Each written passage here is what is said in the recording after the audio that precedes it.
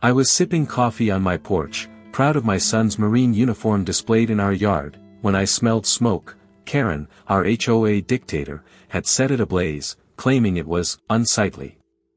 The acrid stench hit me like a sucker punch, snapping me out of my Saturday morning calm.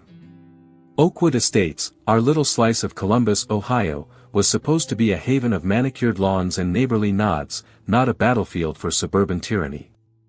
It was 8 a.m., March 12, 2025, and Karen Mitchell, the self-appointed queen of our HOA, had just declared war.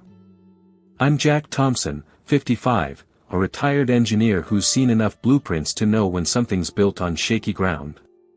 I was in my navy polo and jeans, my phone tucked in my pocket, savoring the quiet of my front porch. My son Mike, 25, is a Marine serving overseas, and his dress uniform, crisp, blue, and hard-earned, was locked in a display case next to the flagpole in our yard. That flagpole, flying Old Glory, stood tall as a middle finger to anyone who dare mess with our pride. The neighborhood's community park, with its benches and community rules bulletin board, glittered in the morning sun, all under the watchful eyes of streetlight security cameras. My coffee mug steamed on the porch table, a witness to the chaos about to unfold.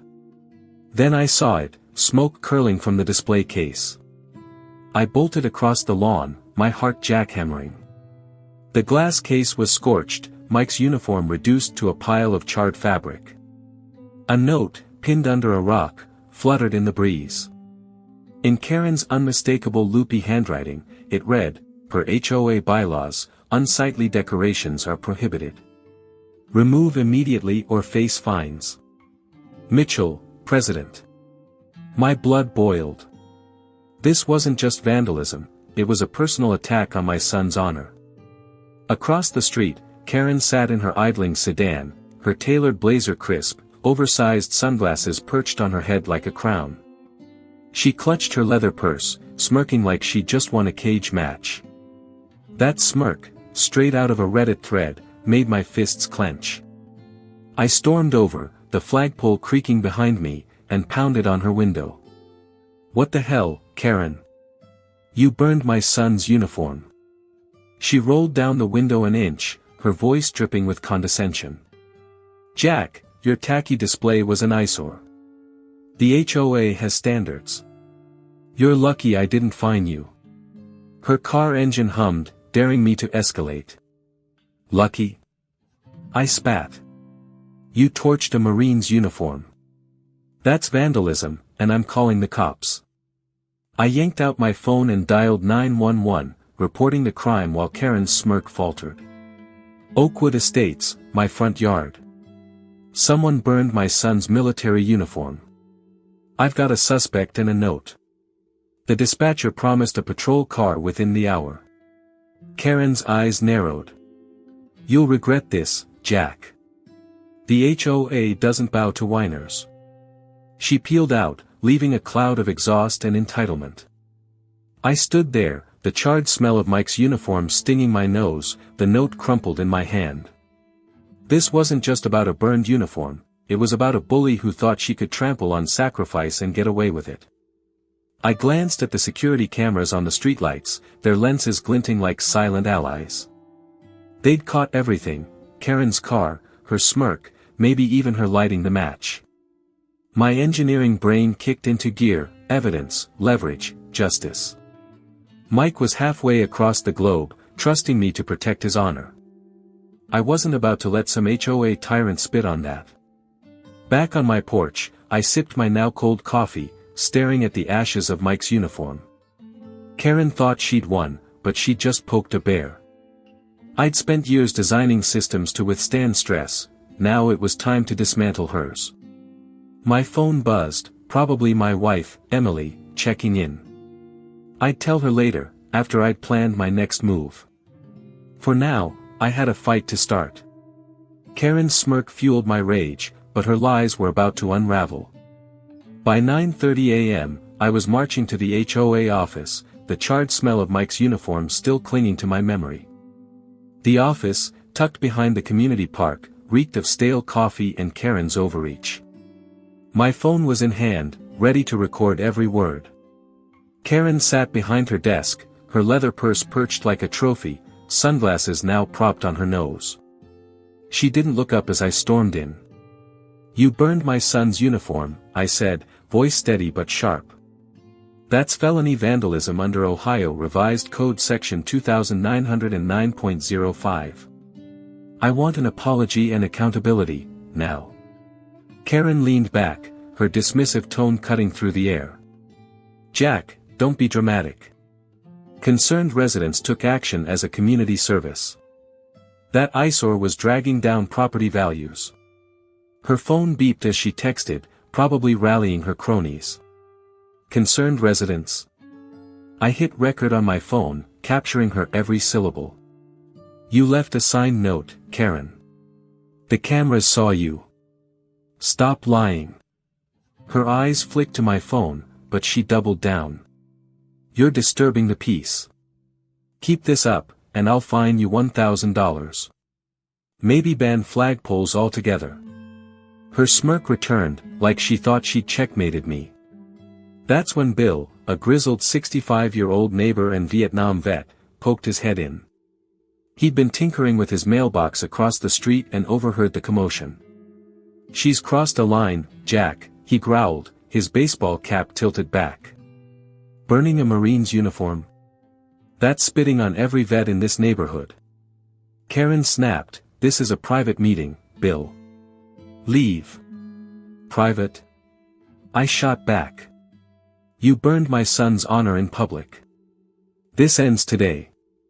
My phone hummed. Mark, my attorney buddy, was calling. I stepped outside to answer, leaving Bill to glare at Karen.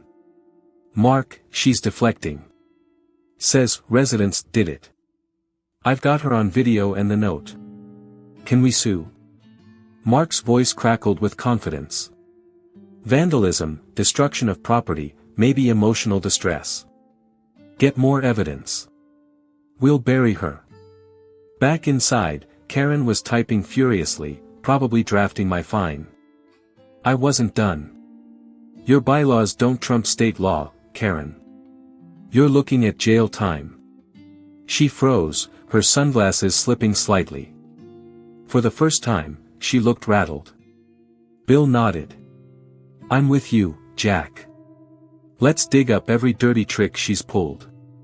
As we left, the office door slammed behind us, Karen's phone still beeping like a ticking bomb.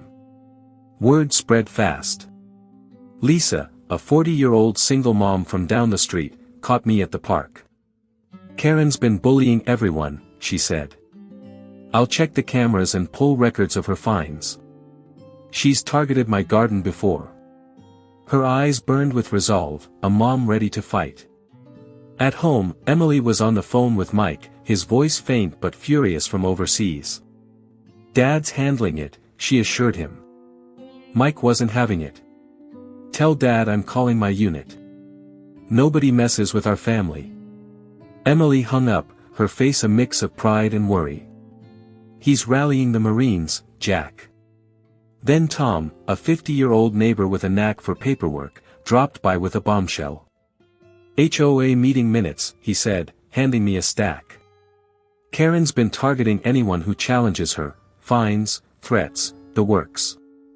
She's a dictator in a blazer." The pages detailed her vendettas, including a $500 fine for a kid's basketball hoop. Karen wasn't done, though. By noon, a notice arrived, a $1,000 fine for disturbing the peace and a warning about my flagpole. I crumpled it, my resolve hardening. She thought she could bully me into silence, but she just lit a fuse. With Bill, Lisa, Tom, and Mark in my corner, and Mike's Marines on the horizon, Karen's kingdom was cracking. Her lies were crumbling, but the Marines were about to storm in. When Mike's Marine brothers arrived, Karen's HOA kingdom started to shake. It was Sunday, March 13, 2025, and the morning air carried the thud of Marine boots on my porch. Sergeant Sarah Davis, a 38-year-old veteran with a no-nonsense stare, led the pack. 5 Marines, all on leave, stood shoulder to shoulder, their presence turning my front yard into a fortress. "We heard what happened," Sarah said, her voice steady. "Nobody dishonors a Marine. We're here to make this right." I handed over the evidence, my phone video of Karen's denial, her signed note, and Tom's HOA minutes exposing her vendettas. Sarah's eyes narrowed as she watched Karen's smirk on the screen. "This ends at the next HOA meeting," she declared. "We'll be there, and she'll answer for it." The Marines nodded, already planning a public takedown. My chest swelled. Mike's brothers had his back, and mine. Word of Karen's stunt had spread beyond our street. Bill, ever the tech-savvy vet, posted the video of Karen's office lies on X. By noon, it had 50,000 views, with hashtag Justice for Mike trending across Columbus. Comments flooded in, "HOA tyrants need to go," and "Semper Fi, Mike." The bulletin board by the park was plastered with printouts of the post, neighbors whispering as they read. Karen's car, usually parked like a throne, was nowhere in sight. Lisa was a whirlwind, knocking on doors with a petition to oust Karen. "She's fined me for my roses, Jack," she said, her pen flying as neighbors signed. By evening, she had 200 signatures, each one a crack in Karen's armor. "This isn't just about Mike," she added. "It's about everyone she's bullied." Her determination lit a fire under the neighborhood, kids even taping petition flyers to mailboxes. Tom, meanwhile, dug deeper. He dropped by with a folder thicker than a phone book. "Financial records," he said, grinning. "Karen's been skimming $40,000 in HOA funds, pool repairs that never happened, landscaping she pocketed. It's fraud. The numbers didn't lie, fake invoices, shady transfers, all signed by Her Majesty. I texted Mark, my attorney, with the find. This is dynamite," he replied. "Keep it safe. We're building a federal case." Karen wasn't going down quietly. By afternoon, her counterattack hit, flyers stuffed in every mailbox, accusing me of slandering the HOA and endangering the community with my reckless accusations. Her prose was pure Karen, condescending, with concerned resident sprinkled like confetti. The Marines laughed it off. "She's desperate," Sarah said, handing out counterflyers that laid out Karen's crimes, vandalism, fraud, and a pattern of harassment. Neighbors snatched them up, some even taping them to their windows. Karen's engine hummed as she sped past, sunglasses hiding her panic. Sarah, not just a Marine but a disability advocate who'd lived here for years, had her own axe to grind. "Karen tried to find me for my service dog," she told me, her voice tight. Said it disturbed the aesthetic. "I'm testifying at the meeting." Her story added fuel to our fire. Karen hadn't just targeted Mike, she'd gone after anyone who didn't bow. The Marines set up camp in my living room, strategizing over coffee. Sarah sketched out the plan. At Tuesday's HOA meeting, I'd present the video and financial records, Lisa would deliver the petition, and Sarah would call out Karen's harassment. The Marines would stand guard, their dress uniforms a silent warning. "We don't let anyone dishonor a Marine," Sarah said, her words echoing like a war drum. I nodded, my resolve ironclad. This was for Mike, for every neighbor Karen had crushed. Bill's ex-post kept climbing, the views ticking up like a slot machine. "Karen's toast," he chuckled, showing me his phone. The hashtag was now trending regionally, with strangers sharing their own HOA horror stories. One guy wrote, "My HOA banned my flagpole too, screw 'em." The community park buzzed with neighbors, some snapping photos of the bulletin board, others debating Karen's fate. The security cameras, still rolling, caught kids waving at them, unaware they were documenting a revolution. Karen's flyers didn't stand a chance. The Marines, with military precision, had blanketed the neighborhood with truth. One neighbor, a retired cop, stopped me. "I saw her car near your place that morning," he said. "I'll swear to it." Another puzzle piece for Mark's lawsuit. My phone buzzed, Emily, checking in. "Mike says his unit's proud," she said. They're calling you the general. I laughed, but the weight of it hit me. This wasn't just my fight anymore. As the sun set, Sarah stood on my porch, her silhouette sharp against the flagpole. "Karen's trespassing on our honor," she said. "Tuesday, we take it back." The Marines raised their coffee mugs, a makeshift toast. I joined them, the rustle of flyers in the breeze mixing with the creak of the flagpole. Karen thought she could bully us into submission, but she'd miscalculated. The Marines were ready, and her final outburst would seal her fate. Karen's last stand at the HOA meeting was her biggest mistake. On Tuesday, March 15, 2025, the community center was packed, neighbors spilling into the aisles, the air thick with tension. I stood at the podium, my dossier in hand, video evidence, financial records, and Lisa's petition, now boasting 400 signatures. Behind me, Sarah and her Marines, in crisp dress uniforms, formed a wall of resolve, their presence silencing whispers. Karen sat at the board table, her leather purse clutched like a shield, sunglasses slipping as she fidgeted. The security cameras hummed overhead, capturing every second. I cleared my throat, my voice cutting through the room. Karen Mitchell burned my son's Marine uniform, a felony under Ohio Revised Code Section 2909.05. She's also embezzled $40,000 in HOA funds. I held up Tom's records, fake invoices glaring under the projector. "This ends tonight."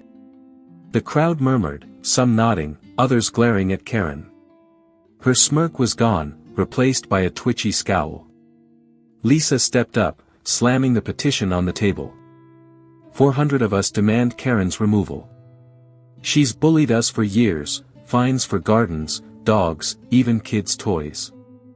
Enough. Cheers erupted, neighbors clapping as Lisa's eyes blazed. Karen's phone beeped, but her fingers froze, unable to text her way out. Sarah took the mic, her voice like steel. "Karen fined my service dog for aesthetics. She harassed a disabled veteran. We honor service, not bullies." The Marines stood taller, their medals glinting. A neighbor shouted, "Shame on you, Karen." The room roared, the bulletin board outside already plastered with #JusticeForMike flyers. Karen shot to her feet, her clipboard clattering to the floor. "You're all traitors," she shrieked, pointing at me. "Jack's slandering me. His lies endanger this community." Her sunglasses fell, clattering on the table, her face red with desperation. The crowd booed, and I played the video on my phone, projecting Karen's office denial. Concerned residents took action. Gasps rippled through the room. Bill, in his baseball cap, uploaded the meeting live to X, the post skyrocketing to 150,000 views in minutes. Tom, now interim HOA president, stood. "The evidence is clear. Karen's violated our bylaws and state law. I move to remove her, effective immediately." The board voted 5-0, neighbors erupting in applause. Karen lunged for the mic, but Mike, a 35-year-old security guard and neighbor, stepped in. "Sit down, Karen," he said, his radio crackling as he signaled for police. She swung her purse, but Mike caught it, guiding her back to her seat. The crowd chanted, "Justice! Justice!" Karen's outburst was her undoing. "You're all conspiring against me," she screamed, shoving papers off the table. "This is treason." The room fell silent, her words a self-inflicted wound. Sarah leaned in, her voice low but lethal. "You burned a Marine's uniform. Your reign is over." The Marine's stares pinned Karen like a bug, her bravado crumbling. Mike radioed again, and 2 officers entered, their boots heavy on the hardwood. "Karen Mitchell, you're under arrest for disorderly conduct under Ohio Revised Code Section 2917.11, one said, cuffing her as she sputtered. The crowd cheered, phones flashing as Bill's X stream surged. The officers led Karen out, her purse abandoned, sunglasses forgotten on the floor. I caught Lisa's eye, she grinned, her petition a victory flag. Tom took the podium. Karen's banned for life. We're reforming the HOA, fair rules, no more tyranny. Neighbors clapped, some hugging. Sarah announced a fundraiser for Mike's veteran charity, already at $15,000. This is for honor, she said, and donations poured in on X. The cameras caught it all: Karen's meltdown, the Marines' resolve, the community's triumph. I stepped outside, the night air cool, the flagpole in my yard visible across the park. The charred display case was gone, but Mike's honor stood taller than ever. Mark texted, "FBI's opening a fraud case based on the records. She's done." I smiled, the weight lifting. Bill joined me, his phone glowing with X notifications. 500,000 views by morning, he said, chuckling. Karen's a national joke. Lisa and Sarah approached, flyers rustling in their hands. "We did it, Jack," Lisa said. "For Mike, for all of us." Sarah nodded. "Marines don't back down. Neither do you." The community center buzzed behind us, neighbors planning a Unity Day to seal our victory. Karen's clipboard, left on the table, was trash now, like her power. As I walked home, the creak of my flagpole carried on the breeze, a reminder of what we'd fought for. Karen's downfall was sweet, but this was bigger than revenge. It was about honor, community, and standing up to bullies. The Marines had held the line, and the courts would deliver the final blow. When the gavel fell, Karen's HOA empire crumbled, and our community soared. On Friday, April 1, 2025, the courtroom was quiet, the judge's voice cutting through the tension like a blade. "Karen Mitchell, you are convicted of felony vandalism under Ohio Revised Code Section 2909.05 and financial fraud. 3 years in prison, $50,000 in restitution." Karen, stripped of her blazer and sunglasses, stood pale, her leather purse long gone. The HOA's lifetime ban, cemented by its conduct policy, was the final nail. Neighbors in the gallery nodded, their faces a mix of relief and vindication. Bill's ex-post of the verdict hit 500,000 views by noon, #Justice for Mike trending nationwide. Comments poured in, "Semper Fi," and "HOA tyrants beware."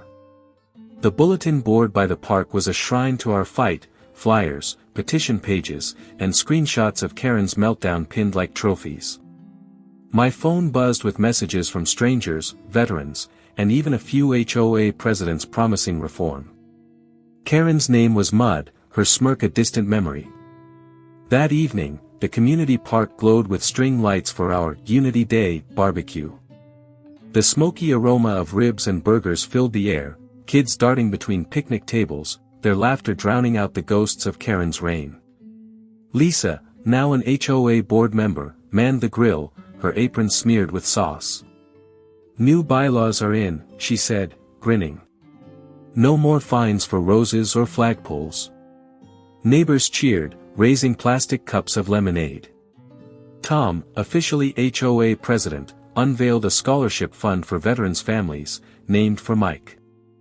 "This is our thank you," he said, handing me a plaque. "For standing up." The crowd clapped, the flagpole in my yard visible across the park, its American flag snapping in the breeze. Sarah's fundraiser for Mike's veteran charity had hit $20,000, boosted by X donations.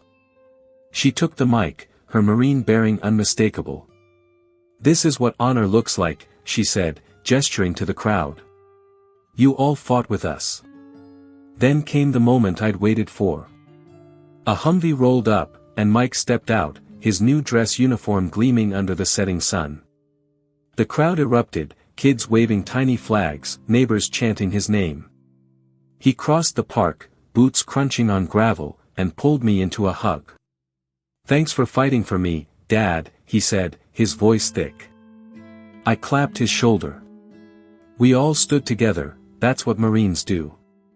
Emily, tears in her eyes, snapped photos, her phone flashing like a paparazzo's. Mike addressed the crowd, his voice steady. "This uniform means sacrifice. You honored it, and I'll never forget that. Applause echoed, drowning out the hum of a distant car engine, probably some latecomer, not Karen. She was behind bars, her $40,000 fraud scheme now the FBI's problem. The security cameras, still rolling, caught Mike's salute, a moment for the ages. I wandered to a bench, the charred display case a memory replaced by this unity. The fight had started with ashes but ended in triumph. Karen's entitlement had been her downfall, her vandalism a spark that lit our resolve. I thought of her note, now evidence in a court file, and her clipboard, tossed in a dumpster after her meltdown. She'd underestimated us, me, the Marines, the neighbors who'd signed Lisa's petition. Bill sidled up, his baseball cap tilted back. X is still buzzing, he said, showing me his phone. A new post read, Oakwood Estates, where Marines and neighbors crush HOA bullies. I chuckled, sipping a beer. Post that one, I said. He did, and likes ticked up like a slot machine. The park's energy was electric, music blaring as Sarah led a line dance, her service dog barking happily. Tom joined us, holding a draft of the reformed bylaws. Transparency, fairness, no more Karens, he said. We're calling it the Thompson Rule. I laughed, shaking my head. Call it the Mike Rule. He's the hero. Mike, surrounded by kids begging for Marine stories, caught my eye and grinned. His uniform, a symbol of sacrifice, had united us against a tyrant. As the sun dipped, I stood by the flagpole, its creak a familiar comfort. The barbecue's glow lit the park, neighbors toasting to new beginnings. Karen's conviction was justice, but this, community, honor, Mike home, was victory. I'd fought for my son, but we'd all fought for each other. Entitlement fell when we stood united, and that was a story worth sharing. Loved this tale of justice and Marine pride? I muttered to myself, imagining the X-post I'd write later. Like, share, subscribe, and hit that bell for more stories of revenge and redemption. The crowd's laughter carried on the breeze, and I raised my beer to the stars. Karen was gone, but Oakwood Estates was just getting started.